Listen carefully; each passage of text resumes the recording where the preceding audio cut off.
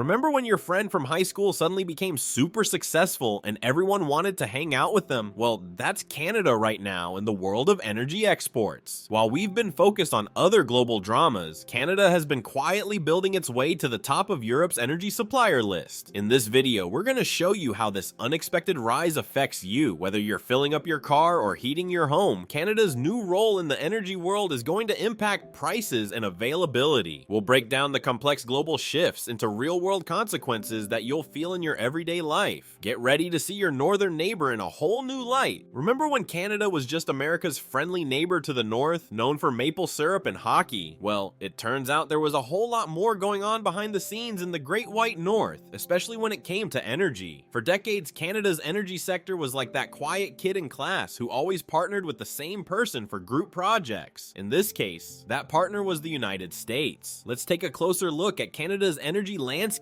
before its big transformation. Picture this: a vast country with abundant natural resources, but almost all of its energy exports were heading to just one place. It's like having a store with only one customer. Sure, they might be a great customer, but what happens if they decide to shop somewhere else? This wasn't just a small portion of Canada's energy exports we're talking about. We're looking at a staggering 97% of Canada's oil being shipped south of the border. That's right, nearly all of Canada's liquid gold was flowing into American refineries and gas tanks. It's like Canada was the ultimate wingman for America's energy needs. But here's where things get interesting. While this arrangement might have seemed cozy on the surface, it actually put Canada in a pretty tight spot. Imagine you're at a negotiating table, but the person across from you holds all the cards. That's kind of what it was like for Canada when it came to energy trade with the US. Experts in the field were raising red flags about this situation. They pointed out that Canada's heavy reliance on the US market was like putting all your eggs in one basket, and that basket was sitting on a rather wobbly table. Any changes in US energy policy or trade agreements could send those eggs tumbling to the ground. Let's break it down a bit more. When you're dealing with just one main customer, you don't have a lot of wiggle room when it comes to setting prices or terms. It's not like Canada could say, well, if you don't like our prices, we'll just sell to someone else. The US knew it was Canada's primary market, and that gave them a pretty strong hand in negotiations. But the risks went beyond just pricing. Think about all the potential curveballs that could come Canada's way. What if new tariffs were introduced? Or if US energy needs suddenly changed? Canada's energy sector would be left scrambling to adapt with no backup plan in sight. Now, you might be wondering, why didn't Canada just start selling to other countries sooner? Well, it's not quite that simple. Setting up new trade routes and agreements takes time, money, and a whole lot of political maneuvering. It's like trying to change the direction of a massive ship. It doesn't happen overnight. But here's where the story takes an exciting turn. Canada started to realize that it needed to chart its own course in the energy world. The light bulb moment came when Canada began exploring new trade agreements with countries like Japan and China. It was like Canada was finally asking itself, hey, what if we expanded our friend group beyond just the US? This was a big deal. Canada was taking its first steps towards energy independence, looking to break free from its US-centric export model. It was like watching a caterpillar start to build its cocoon, getting ready for a major transformation. As Canada started to look beyond its southern neighbor, new possibilities began to emerge. The country began to see itself not just as a supplier to the US, but as a potential player on the global energy stage. It was like Canada was finally realizing its own potential, ready to spread its wings and fly.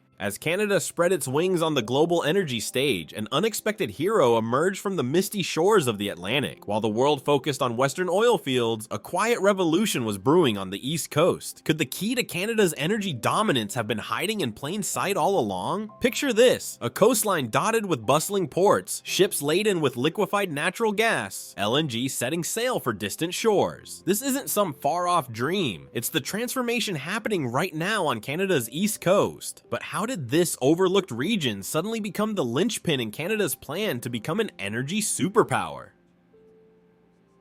Let's take a trip to the Atlantic provinces, where the salty air carries whispers of change. For years, these coastal communities were known more for their fishing villages and lighthouses than their role in global energy markets. But beneath the quaint exterior lay untapped potential just waiting to be unleashed. Now you might be wondering, why the East Coast? Well, it's all about location, location, location. These Atlantic ports are perfectly positioned to reach one of the world's hungriest energy markets, Europe. With shorter shipping routes across the Atlantic, Canada's east coast has a natural advantage over other LNG exporters when it comes to supplying European customers.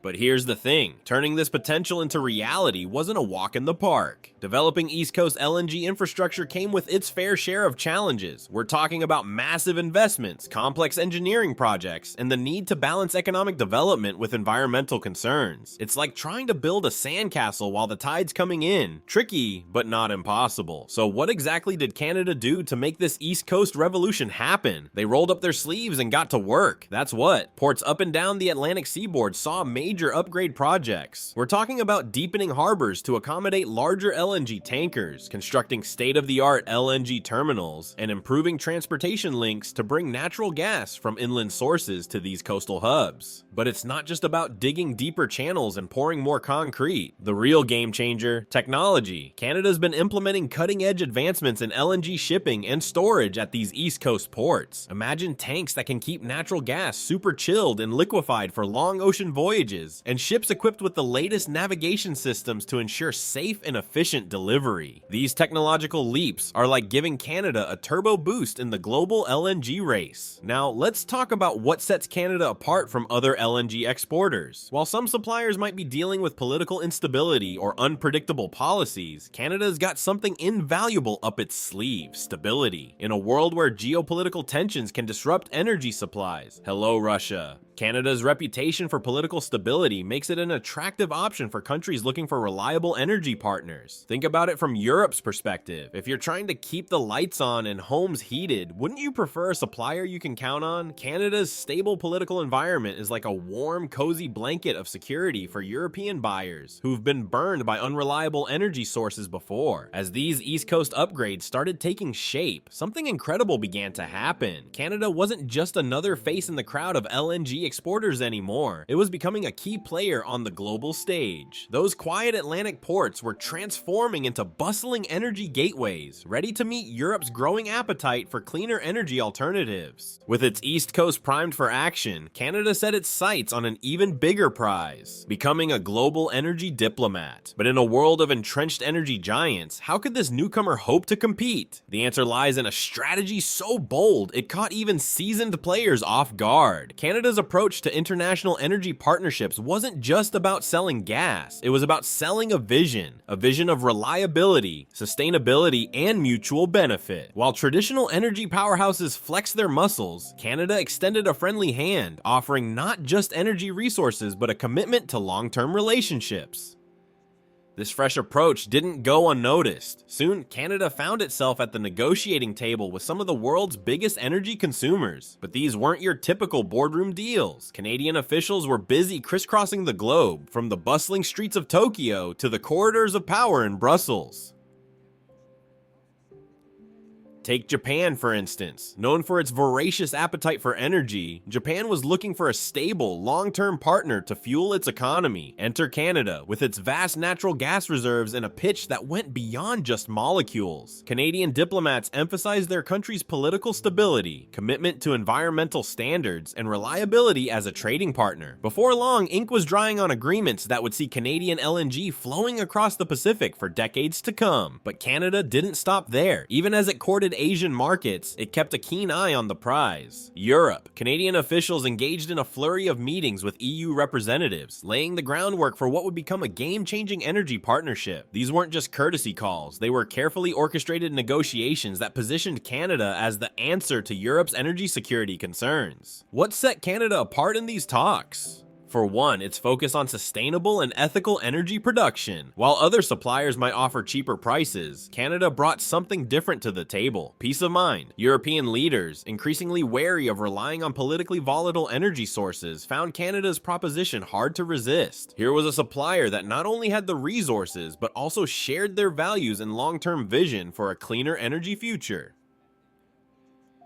Canada's political stability played a crucial role in these negotiations. In a world where geopolitical tensions can disrupt energy supplies overnight, Canada's reputation as a stable democracy with a robust legal system became a powerful selling point. European negotiators saw in Canada not just a supplier, but a true partner, one they could count on through thick and thin. As news of these diplomatic efforts spread, the energy world took notice. Established suppliers like the US, OPEC, and Russia found themselves facing an unexpected competitor. Canada's rise wasn't just changing the game, it was rewriting the rules. Suddenly, being the biggest or the cheapest wasn't enough. Energy buyers were looking for reliability, sustainability, and shared values. The results of Canada's diplomatic offensive were nothing short of spectacular. One by one, doors that had seemed firmly shut began to open. Long-term supply contracts were signed, joint ventures were formed, and Canada's LNG started flowing to markets that had once seemed out of reach.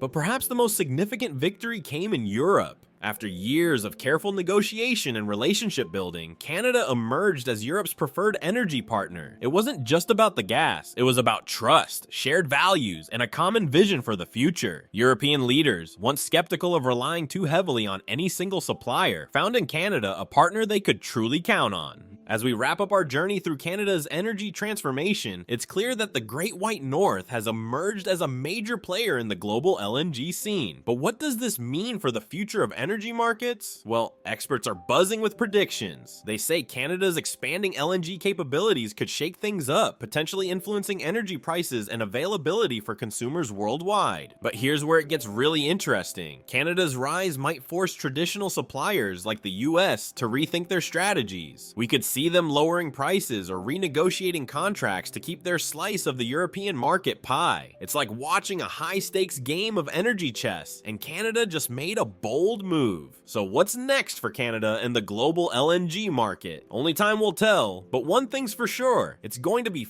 fascinating to watch. Keep your eyes peeled for more developments in this ever-changing energy landscape. Who knows? The next big shift in global energy dynamics might be just around the corner.